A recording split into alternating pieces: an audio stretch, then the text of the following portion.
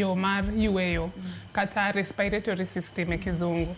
Koro asthma ni en achiel kuom tuoche mang'eny mar yo mar yueyo no. Nitiere TB, homa, bronchitis, nitiere tuoche mang'eny mar yo no. Koro asthma en achiel kuom gi. To asthma gimopogore gi moko gi, asthma miyo yo mar yueyo, ing'eni yo mar yueyo chako e umi nyaka obo. Koro yo mar yueyo e obo kae, yo kuot, kasto kose kuot to be odinore. Okuot odinore kasto yo no ogolo mucus othinyo. Koro gigi te miyo yo ni dinore. Koro kose dinore to yani obedo matin.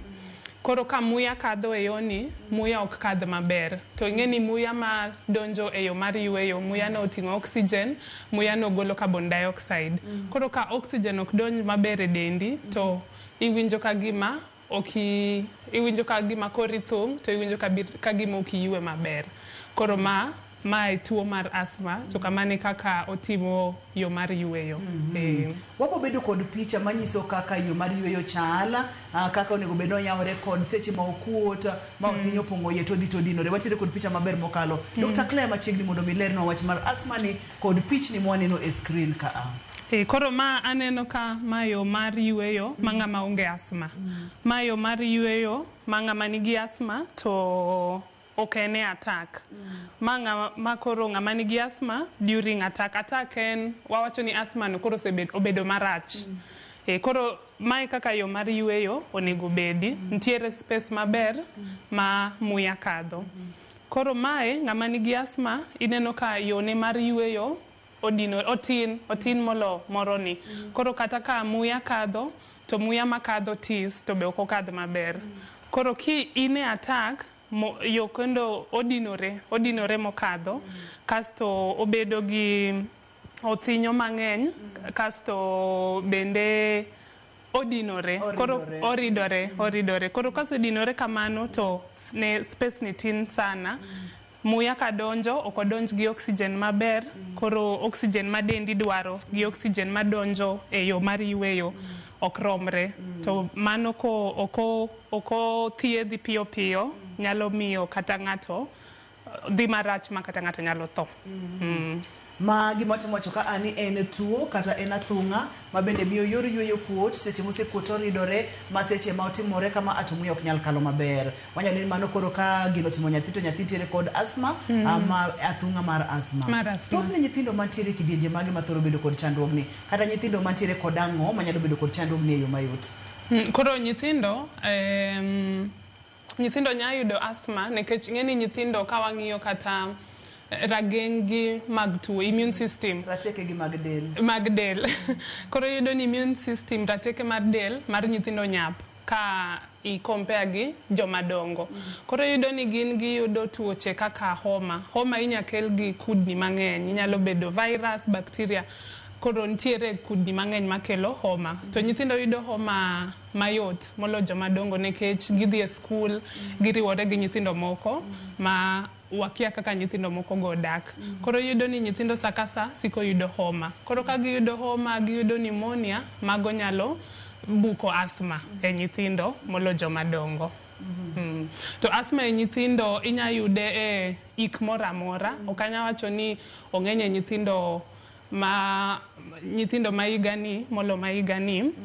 Lakini gima ang'eyo ni research wacho ni nyithindo asthma Kenya kae wanyawacho ni nyithindo atamalo 15 nyaka 18 ema nigi asthma e Kenya. Koro mano nyiso ni nyithindo 6 nyathi achiel nigi asthma. Mano ni kwan man malo mokalo. Ka mano ni achiel nyathi achiel nyalo bedo kod asthma, pa ni mano en kwan man malo. Debe ni ang'o matimore, debe ni kwani medo idho koso kotenore kod higni 3 higni 5 mokalo odok piny. In kaka laktar maneno ji duto te nyanya nyithindo, ineno ka kwani chal nade?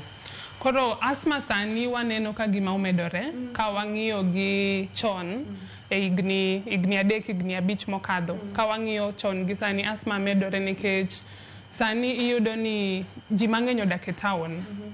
Ji mang'eny odak e town ama odak machiegni gi town. Koro gima rach gi dak e town ni muya mantiere town ok ler. nikech muya ni iyudo ni factories ng'eny e town gigolo muya molil dhie muya ma ji yweyo. Geche ng'eny sana e town to magi pod golo muya molil. Koro iyudo ni gigi te miyo muya mantiere town olil molo muya mantiere gweng' madala. Koro emomiyo sani iyudo ni asthma ng'eny nikech ji mang'eny odak e town. But inya yudo kendo ni asthma sani ng'eny nikech ji ipime. Ng'eni chon ji nok dhi osuptal mondo pim gi asthma. Koro inya yudo ni ng'ato nokia ni en gi asthma. Koro sani ntiere yore mang'eny to bende ji ong'eyo ni ka ng'ani ok owinjo ka gima kore thung'ore watero osuptal ong'iye ka en gi asthma. Koro ji ong'e gigi molo chon ji gin aware chon ji nok gin aware. Koro sani yudo ni wapimo to wang'eyo asthma chon ji sani molo higni 3 higni 5 mokadho. Momiyo koro sani wanyawacho ni asthma omedore ji mang'eny be biro osuptal. En athung'a mar asthma kuom nyithindo nyaka Ramogi Ajwang' wabong'eyo ni to chandruogni ponono ni nyathi nitiere kode onyalo timo nyathi nade seche ma kore ofundore moko onyal gamo yweyo maber. Dr. Claire nowacho kacha ni kaponono ni ok othiedhe kaponono ni ok ojuke seche makare to ng'ato nyalo wito ngimane. Owacho ni thothne nyithindo duto te nyalo bedo kod tuoni mak mana nitiere gik mopogore opogore ma bende nyalo miyo nyithindo gamo tuo kata athung'a mar asthma. Aneno ka wantiere kod gik mang'eny malo ka Dr. Claire mori nyalo pimonwa matin kotenore kod weche ma wantiere godo e picha wa ka kod kaka onyalo miyo nyathi bedo kod athung'a mar asthma.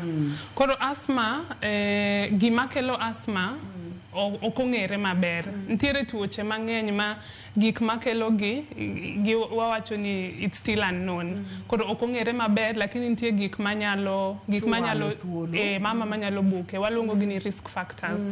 Koro risk factors manyalo buko asthma ni e nyithindo kaka ne wasewacho mokwongo en muya molil. Koro muya molil mantiere e town ka muyano ema pod wayweyo nyadhi ma buk asthma. Gimar ariyo en gik moko kaka paka, ka in gi guok, yier ma gigolo e dendgi. Koro yierno seche moko dhi e carpet mano pod dhi e muya ma wayweyo. Koro ka nyathi oyweyo muyano nyalo buko asthma. Buru bende pod dhi e carpet. Town tiere buru mang'eny molo gweng'. Koro nyathi kodak kuma buru ng'eny ama kata school ntiere buru mang'eny maginyalo kelo asthma no. Koro chemicals magi gik ma e factories, gik ma e industries gi magi kata rangi gimoro amora manyagolo muya magi te dhie environment to gidhi e muya ma wayweyo mago kendo nyalo kelo tuono. Kasto infections mano gin kaka gik moko kaka homa, ng'eni nyithindo yudo homa sana, gik moko kaka pneumonia, yani tuoche moko mar yweyo ni apart from asthma. Tuoche moko gi ka ng'ato siko yudo gi nyalo miyo kendo yud asthma. Kasto aneno point moro kanyo giwacho bende hereditary mano nyiso ni family anyuola. Koro inya yudo ni ntiere ng'ama wuon gi min gi dagi nigi asthma. Ng'at ma chal kamano yudo ne asthma yot molo ng'ama e familia ne onge ng'ama nigi asthma. Kaeto ni wacho kacha mogi kanyo ni chiemo ma ji chamo bende okang'eyo kaka chiemo nyalo miyo nyathi bedo kod asthma kata nyalo tugo asthma kama nitiere. Mulna kanyo matin Dr. Claire. Koro chiemo ing'eni sani giwacho ni thoth tuoche gi gin lifestyle. Iyudo ni nyathi okimiye chiemo manigi nutrients. Madini makare. Bedo motegno. Koro immunity mar nyathi dhi piny. Koro nyalo gamo athung'a ni e yo mayot. E yo mayot kamano. Mapa ni nyaka Ramogi Ajwang' kaka wamedo sudo to in bende pod inyalo medo ng'eyo ni to kare nang'o gini monego bed ni watimo. Rateke mag dela mag nyithindo inyalo timo nade. Dr. Claire mulo kanyo wach mar chiemo en ang'o gini misiki miyo nyathi. Siki miye chips, gik chocolate, gik makamago, kosi miye gik moko kaka alot, omena, kuon, omuogo mondo mi rateke ni mag del obed motegno. Dr. Claire wang'eyo ni ranyisi ma ka ng'ato neno to nyalo chichni nyaka bed ni nyathi nitiere kod asthma. Koro asthma nigi ranyisi mopogore. Mokwongo en ahonda. Ng'ato iwinjo ka gima nyathini siko fuolo. To ahonda ni en oken seche te iyudo ni sana sana en gokinyi ama godhiambo nikech magi seche ma iyudo ni ng'eni nyithindo chiew chon ka gidhi skul koro gokinyi nitiere koyo ng'ich godhiambo gotieno bende nitiere ng'ich koro iyudo ni ka chieng' rieny to ok gionge gi ahondano lakini gokinyi gi leta godhiambo gi ahondano biro mang'eny koro mano gimokwongo manyalo nyisi ni nyathini nya bedo nigi asma. Mar ariyo en chopo saa moko ma owacho ni muya ok donj maber e kore ama owinjo ka gima kore thung' kore fundore koro mano nyalo bedo ranyisi mar ariyo. Ranyisi mar adek en nyathi ko oyani ka oyueyo madonjo gi mawuok iwinjo ka gima kore mor kore golo kore ka gima kore ruto ama kata oliyo iwinjo ka gima nikech koro space muya tin koro ogolo duol moro ka gima oliyo koro mano gima oluongo ni wheezing koro inya yudo nyathi bende osiko oyudo homa mago koro mane e common cold no osiko oyudo homa sakasa kaka ne wawacho mano bende nyalo kelo asma but kendo mano nyalo bedo sign ni nyathino nigi asma kosiko oyudo homa ama osiko oyudo tuoche moko go mek mar yueyo kasto seche moko be biro giwinjo jomoko winjo ka gima korgi thung' jomoko be winjo ka gima nitiere rem inya yudo jomoko onge rem lakini seche moko gibiro kanyakla to inya yudo nyathi bende gotieno konindo ahondano ema chandogi ga sana koro konindo gotieno oyudo ahonda to bende iwinjo ka gima kore liyo ama muya rumone Mama gin ranyisi ma ng'ato nyalo neno kata kuom nyathi ma pod tin ma ok nyal wuoyo manyalo wacho ni samoro kore thung' nikech ng'eny nyithindo ma kapok ochopo higa achiel ok nyal wuoyo maber koro inyalo nena kaka janyuol nyaka bedie nitiere gimoro marach yeno waka uyueyo nyaka Ramogi Ajwang' wang'iyo tuo mar asma kata thung'a mar asma kuom nyithindo kapo nono nitiere kod penjo kaka wamedo sudo namba mar SMS en 23600 waka uyueyo ka waduogo to wachako kod oteni kata wadhi nyime koda gima onego bed ni timo kapo nono ni seneno ranyisi gi kuom nyathi.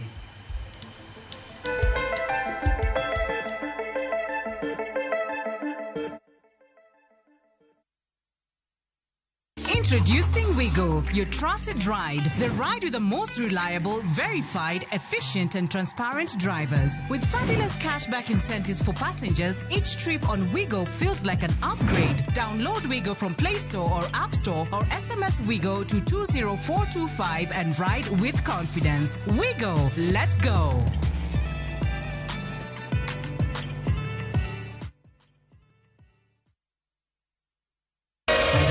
Ramogi. Regulation occurred through Gimilogan public participation. Be ikori mar donjo matut e weche madongo e Uganda wa. Ribadi ma wuke NTSN ng'eny seriously. I have to say this. Wanono weche siasa kod weche mamulongi ma jopiny. Sama gigo nyaka japur.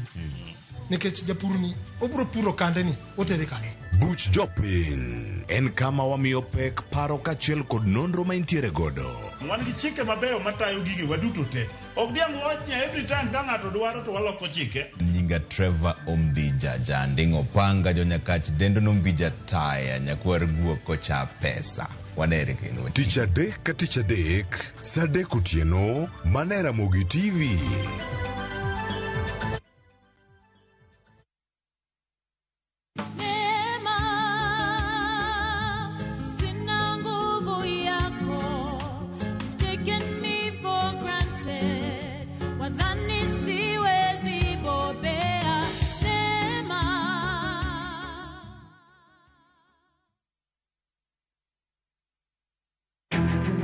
Wakelo ni chenro mar ohala kod lony gi dongruok mopogore opogore. Ohand kinyosi nigi pesa kitimo gima dwarore. Weche makende moa kuom jogo makelo lokruok e ngima dhano. Ohala ber nikech ohala puonji managerial skills. Lek ma in go iriembe mineni gigo chopo. Chakre gi jogo mane ochako ohala manyien. Kalure gi kaka nachako gi kuma achope. Ohala ni en ohala maber. Nyaka jotelo molony e timo ohala. Akwa jodala wate odogi ohala. Ne pek mane gikalie. Pod waonge uhuru mar ohala. Loch mane giyudo kod kinda mane gitimo e manyo gik mabeyo beyo. Ka jaohala ok inyal chako project ka ionge gi market. Tudri gi Cleophas Oluoch e ohala gi mwandu. Tich ang'wen ka tich ang'wen chakre saa 1:45 otieno.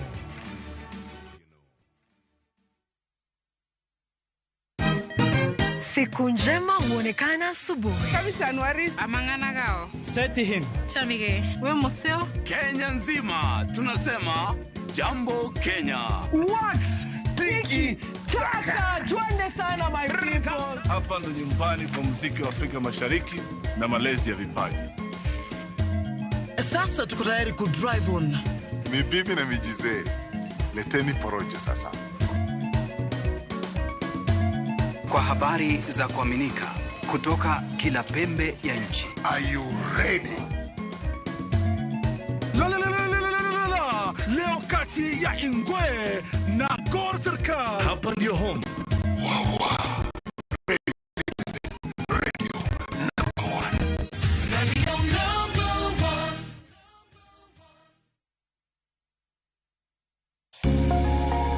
Lwedo chweyo. Koroka sana watiyo gi lwetwa. Rom gi joma oseloko kit ngimagi kendo giseloko pok margi obedo ohala. Bechgi ni malo nikech kaka yudo materials dhi mang'eny. Duto en wach chwech, pok, tich matek kendo tiyo matek. Tim giri mitimo no, kikete chunyi tikete pachi. Mamiyo lek bedo adiera. Pok opogore. Tich ang'wen, saa 2 okinyi kod Sharon Ong'ao. Kick by.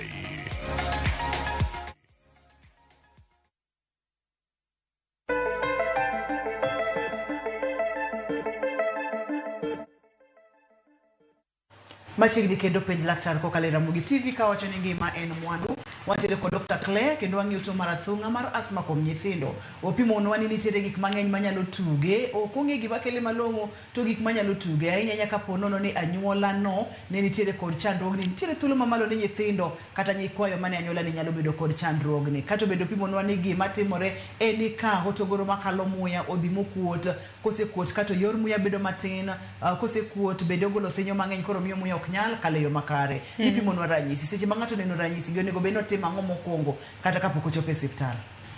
Koro ma ng'ama nigi asma ama ng'ama wabo chako ng'ama nigi attack nikech attack ema ni wacho ni serious kata kaka waduogo wang'iyo kaka wanyalo manage asma mapok ochopo e attack. Okay. Koro ng'ama nigi asma attack iyudo ineno ka nyathini kaka ne wawacho ranyisi mag tuo, ineno ka gima muya rumone ochal ka gima yani muya rumone kasto owacho ni owinjo ka gima ama iwinjo ni kore fundore, kore liyo, ofuolo gokinyi gi godhiambo. To e attack be inyayudo ka nyathini kata dhoge nyalo bedo kata marambulu, mano ng'iso ni oxygen tin kabisa e dende.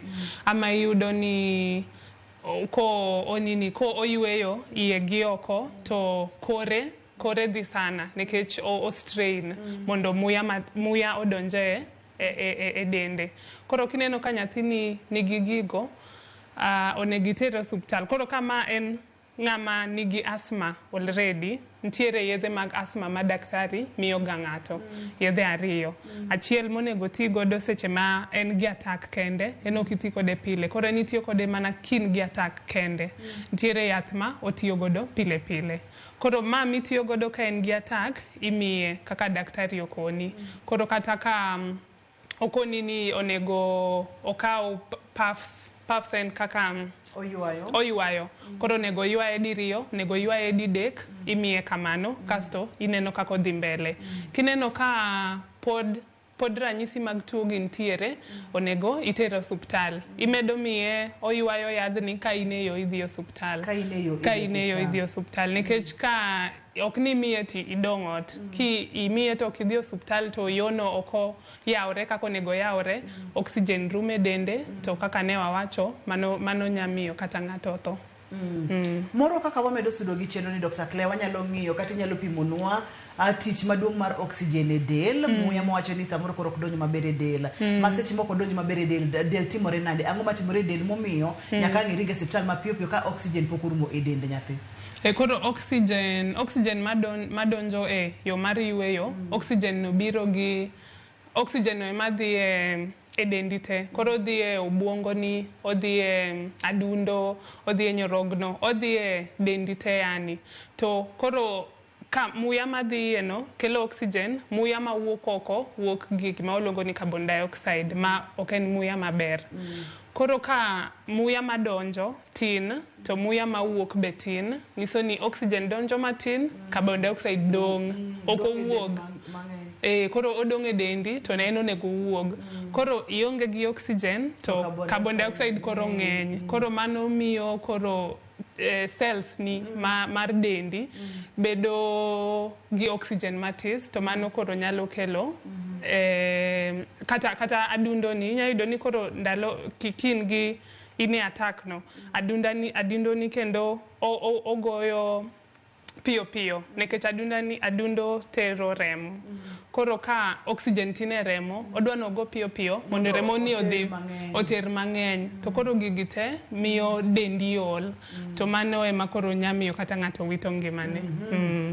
Maber ka seche ma imiyo ng'ato yedhe gi to itero ng'ato e osiptal.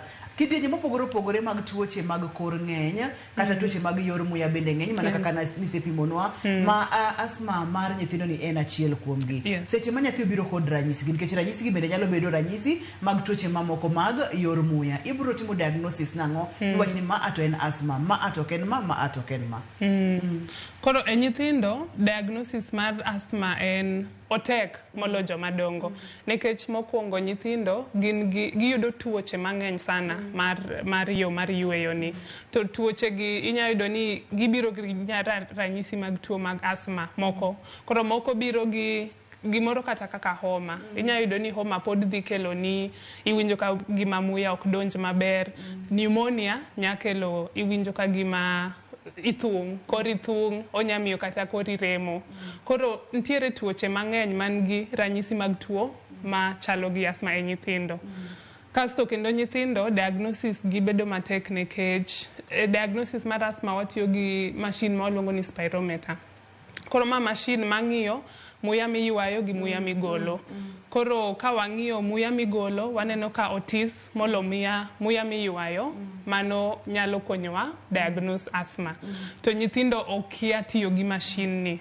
Nekech koro king'iyo nyithindo, especially nyithindo ma igni abich ma pok ocho igni abich gi kadhi piny, gikia tiyo gi machine ma waluongo ni spirometer ni maber. Koro ma emomiyo e nyithindo asma waluonge ni it's a clinical diagnosis e nyithindo. Nekech machine monego diagnose godo gikia tiyo godo. Koro ing'iyo ranyisi ma gibiro godo. Obiro osiptal gi ranyisi mane wawacho ka. Ing'iyo kore, iwinjo ka gima kore golo duol maliyo no.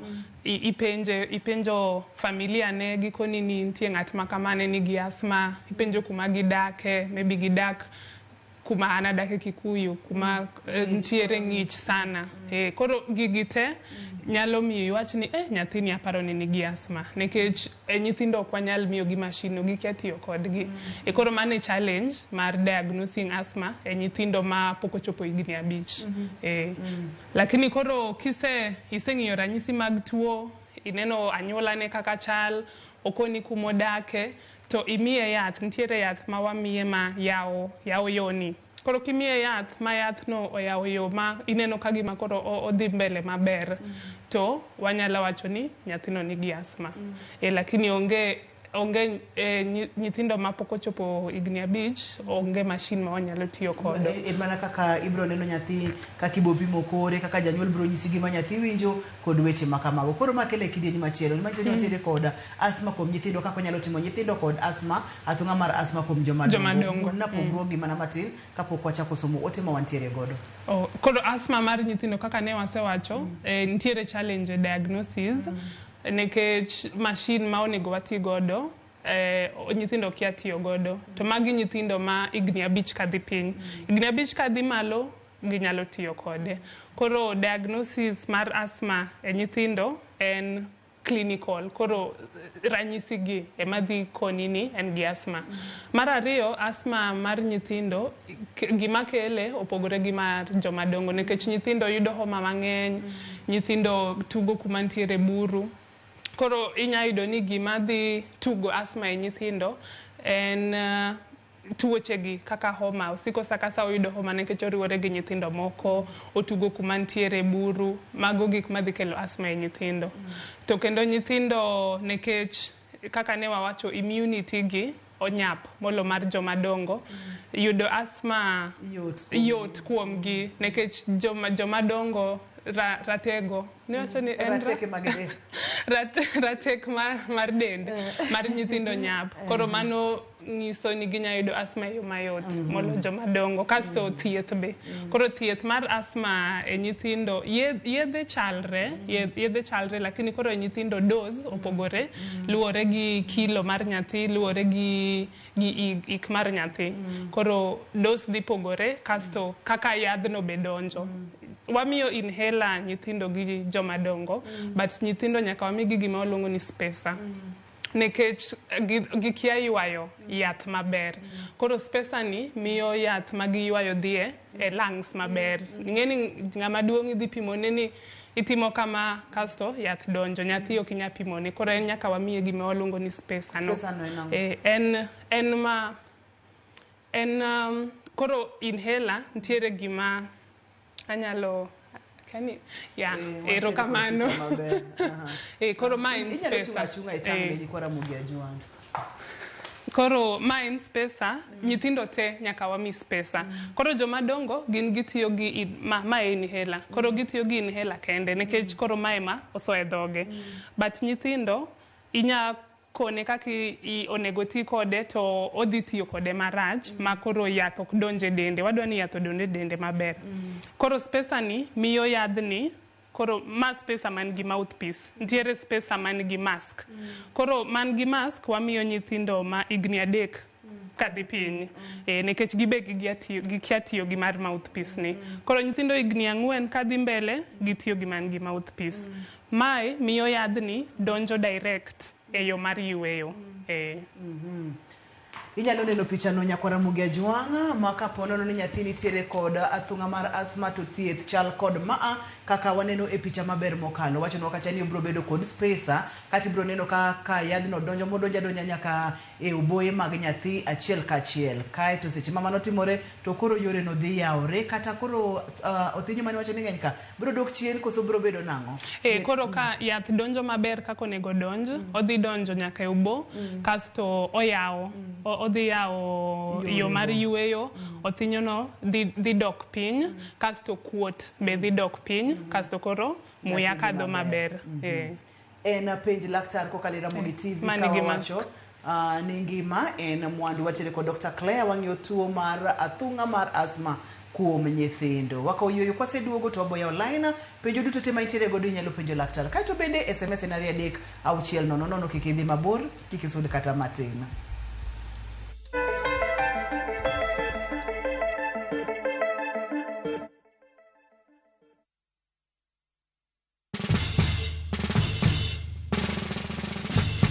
Guess what? Citizen Duka now delivers! Get amazing discount on your favorite essentials and have them brought straight to your doorstep, all for just 200 shillings delivery fee. Go to citizenduka.com, select the product you want, pay, and we'll handle the rest. Citizen Duka, home of discount.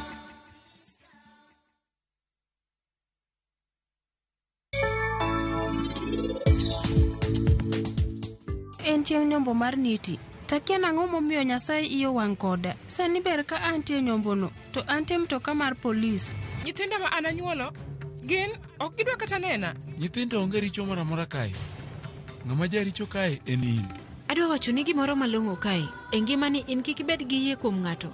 Kata ka bed ni en jaodi, kata mana watni moro. Kawuono ni anakuongi pari nit. Mana kaka jaoda kawuono ni enowacho ni eno biro weya kenda. Kamani kaka jaodi mara jivu no dhi weyi kendi.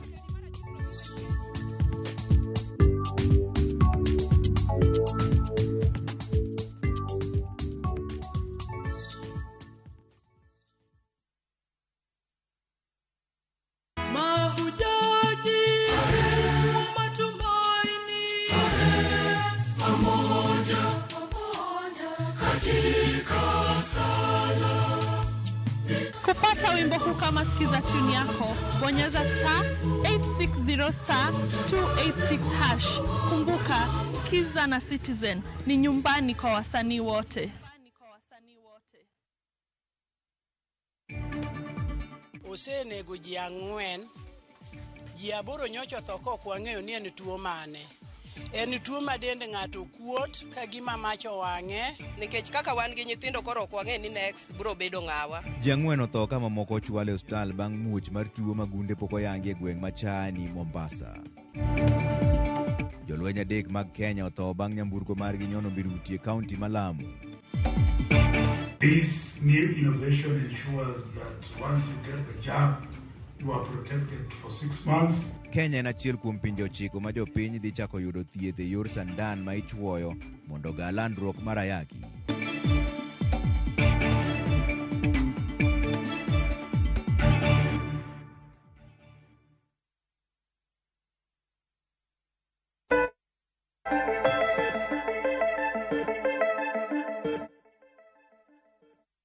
Achiegni kendo penj laktar kokalo Ramogi TV ngima en mwandu wasea online. Penjo duto tema inyalo bedo godo, inyalo goyo simu mondo mi penj laktar. Kaito bende wanyalo kawo penjo ni kokalo yor SMS ma en 36000. Ka wang'iyo yore mag thieth, ok ang'eyo Dr. Claire ni yedhegi kata inhaler gi koro ibiro tigo kuom thuolo marom nade. Koso seche ma kuodi cha osedok chien mana fo yudore to koro iweye. To nego beni koro nyathi wuotho kode nikech atako kong'e ni nyalo mako ng'ato sadi kata e thuolo machal nade. Koro inhaler ka isedhi osiptal, daktari ong'iyo nyathini, oneno ranyisi mag tuo, okoni ni nyathini nigi asma. Inhaler onego nyathi owuoth godo kamoro amora. Kanisa, school, ot, inhaler onego bed godo kamoro amora nikech kaka iwacho, ok inyal ng'eyo ni odhi yudo attack seche mane. Koro inhalers gintiere 2.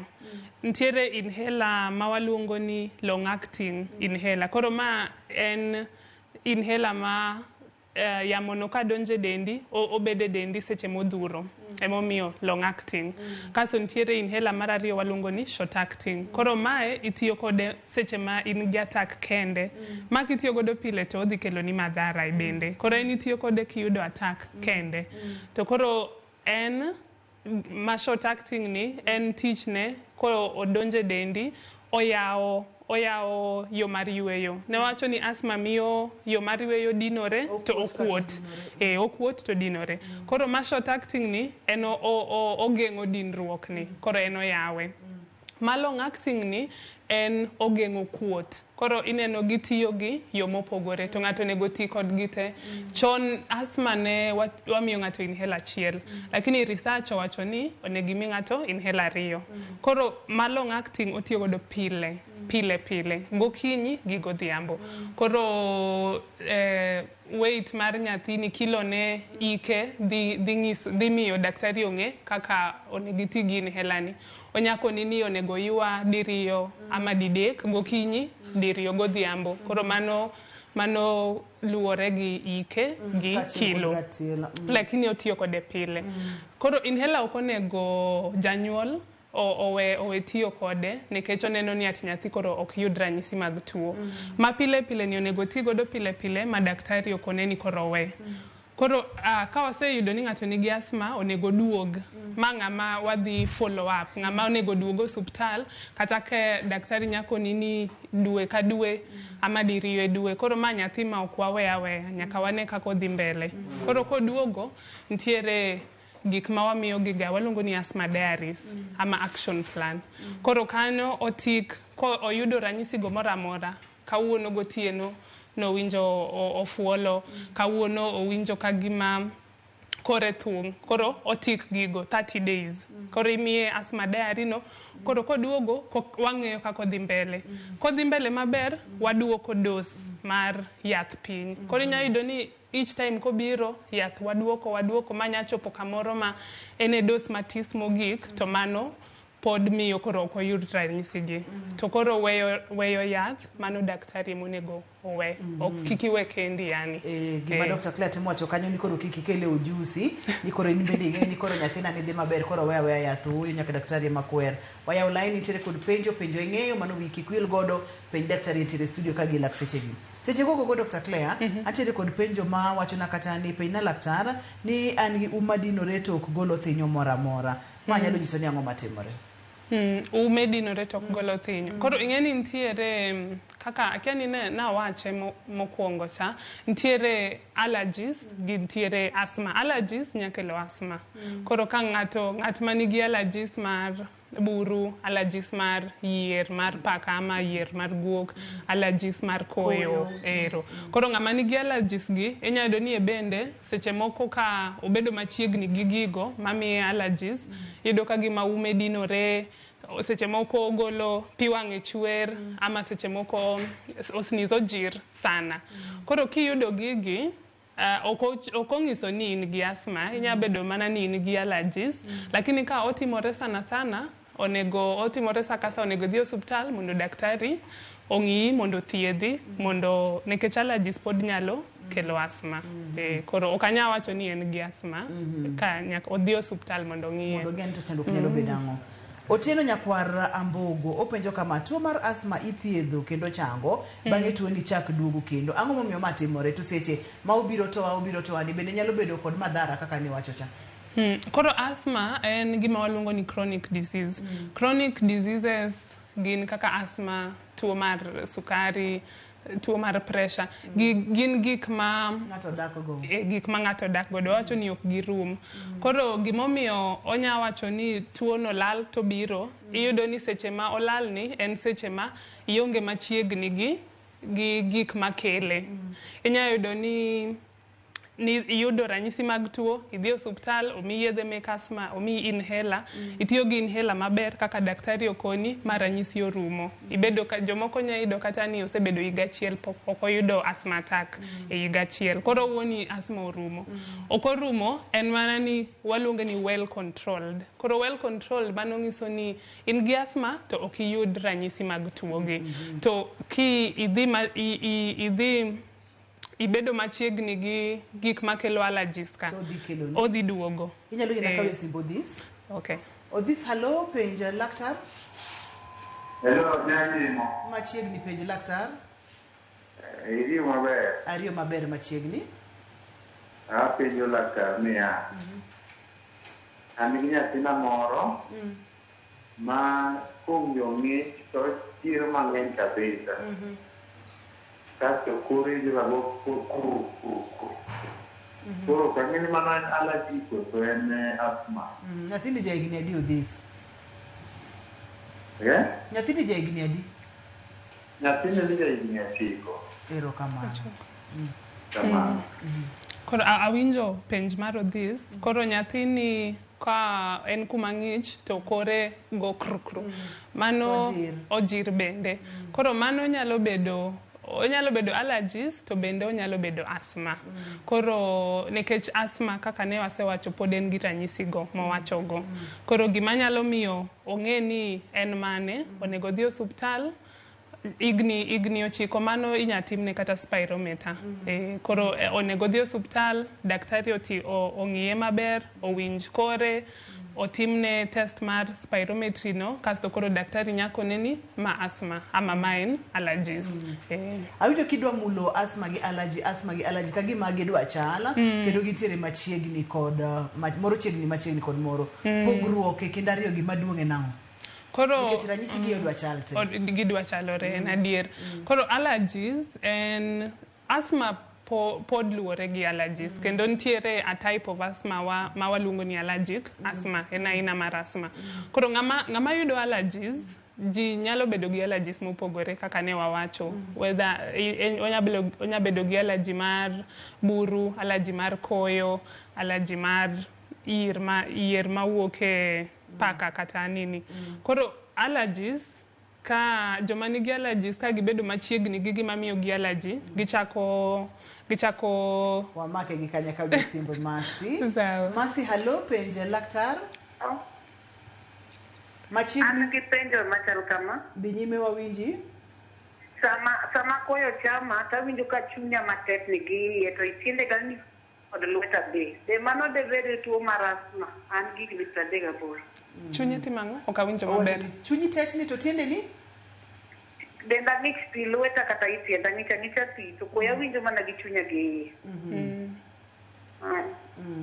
Koro onya bedo asma, ng'eni ok wanya ng'eyo maber nyaka ng'ato dhi osuptal ma opime mong'e. Nekech nitie jok moko inya yudo kata ni pneumonia. Ng'eni pneumonia pod nyalo kelo ranyisi gi kaka mag asma. Koro onya bedo kuma ng'ich, oyudo pneumonia, emomiyo owinjo kagima, owinjo ng'ich koyo chame. Koro ok anya wacho ni en asma, lakini anya kone ni odhi osuptal ong'iye mondo ging'e ni en tuo mane. Onyalo bedo pneumonia, onyalo bedo asma, onyalo bedo ang'o. Kata bronchitis, onya bedo gik modhuro. Koro nego dhi mondo ong'iye. Erokamano ahinya. Nitiere kod penjo machielo. Kik wibed nyaka Ramogi Ajwang' ni SMS wa en 236 000. Iluongo ni David Nyanginja akowuok Gemramulo. Openjo ni ka ng'ato thung' sama koyo ng'ich kata en kama ng'ich, mano nyiso nang'o? To kapok idwoko David, ina mondo mi akawie simu. Okay. Hello, penje laktar. Hello. Machiegni? Machiegni? Ma benda yu jagem to. Machiegni jagem. Apenjo kama. Apenjo kama. Wawinji dhi nyime. Wacho ni allergy nitie mari buru. To nitie mari koyo. Gigi nyalo riwe ma mak ng'ato dichiel kata chiel. Mar buru kod mar koyo nyalo mako ng'ato chiel dichiel. Yani in gi allergies ariyo. Dichiel. In allergic to buru, in allergic to koyo, in allergic to kata iro ma watedo godo dala, in allergic to kata wino mar bando kod weche makamago. Openjo ni gigi duto te ng'ato achiel nyalo bedo? Nyalore nekech inya yudo ni ng'ato nigi allergy achiel e gik ma wawacho gote, lakini inya yudo ni thoth ji maseneno ka en gi allergy achiel odhi bedo gi allergy moro kendo.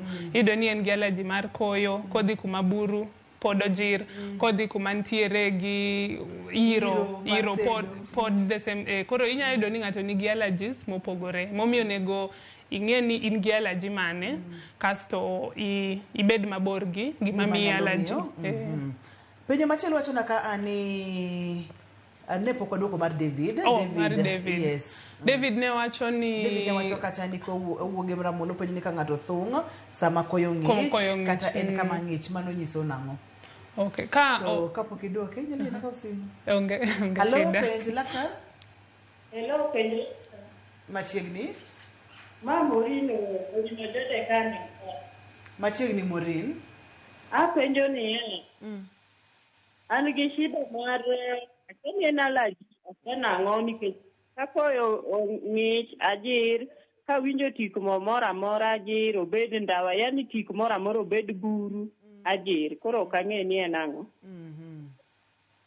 Apa ni chieng' moro wabede kod twak mar allergy mondo mi wang'e ni kaka ji nyalo dak gigi. Gigi to timore nade ojir. Koro mare apa ni mano allergies. Nikech kama ni kaka allergies chal. Apa ni natemo explain ti ikawo penjo.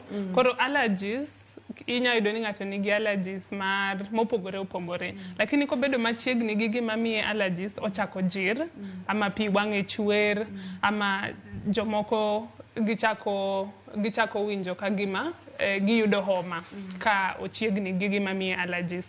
Lakini koro gima pogore ni ng'ama nigi asma en koro yo mar yueyo ema koro dhi golo thinyono kasto yono dinore. Koro ng'ama nigi allergies odhi jir, odhi winjo ka gima en gi homa matis kasto dhi rumo. Ka owuok kanyo kata ka gino rumo to odhi rumo kamano. Lakini koro ng'ama nigi asma odonjo koro yo mar yweyo mane pogruok.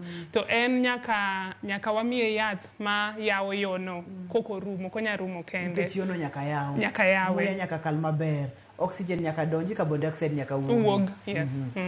Wantiere kod penjo machielo ka awuok kuom owacho kata okay, wacho kata ni agweli oko mar yamo ibutudori kodwa bang'e matin mondo mi wayud penjo nino. Iwe akawie simu mogik kiena. Penj laktar, halo? Hello, Nyajimo. Machiegni penj laktar? Oimore. Oimore ahinya mami. An Mary kwa Nakuru. Machiegni? An kod penjo. Penjo mara en ni an kod jaoda.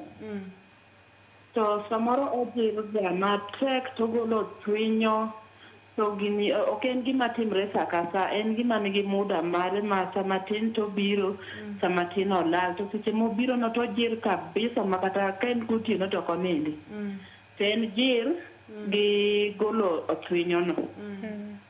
Koro ok ang'en mano to en mane, labda anyalo yudo duoko kwa kuom daktari. Kod kako nyalo konyore mondo mi jirno kik chande ahinya. Okay, koro kaka owacho ni gotieno ojir kasto othinyo wuok mang'eny, mano pod nyalo bedo allergies. Ka kumentiere gimoro alworane ma en bedroom ka. Inyalo yudo ni nitiere buru, nitiere carpet. Ng'e ni carpet ting'o buru. Nitiere gimoro e bedroom kanyo ma en allergic to. Koro emomiyo gotieno konindo koko timore. Koro pod onya bedo allergies, lakini kodhi mbele sana to nego odhi osuptal mondo ng'iye. To allergies bende nitiere yedhegi. Wamiyo giga yedhe maduoko allergies go piny. Gipogore gi yedhe mek asma, lakini bende onego thiedhe.